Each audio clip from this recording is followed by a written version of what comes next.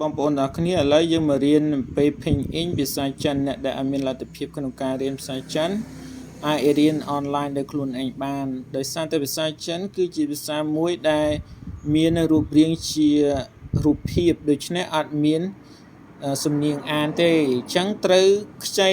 ភាសាឡាតាំងយកមកធ្វើជា Ping In ក្នុងការអានភាសាចិនឲ្យត្រឹមត្រូវតាមស្តង់ដារអន្តរជាតិអញ្ចឹងយើងមករៀន Ping In ទាំងអស់គ្នាតែយើងអានផ្នែកខាងលើចំណងជើងកួអ៊ី Ping In កួអ៊ី Ping In ប្រែថា Ping In នៃភាសាចិនអញ្ចឹងយើងមកមើលព្យញ្ជនៈសឹងមូប្រែថាព្យញ្ជនៈតាអានពัวหัวหมัวหัวเตือเถือเหนือเหลือrồi tiếp cửa khửa khửa chí chỉ xí chứ sứ sứ rự rự cỡ rự chớ chớ sớ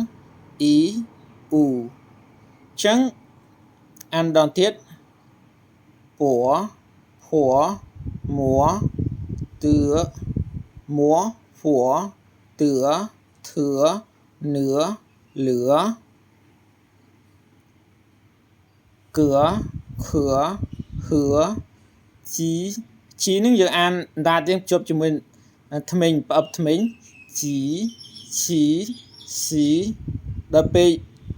ជើនឹងយើងអានដាតយើងប្រអប់ជាមួយពីដានលើផ្នែកថ្មិញខាងលើឈឺឈឺឈឺបែអក្សរនឹងអានអប់អណ្ដាតជាមួយនឹងពីដានថ្មិញខាងលើយឺជើអាបីតួនេះគឺយើងអានថ្មិញជាប់ជាមួយនឹងដាត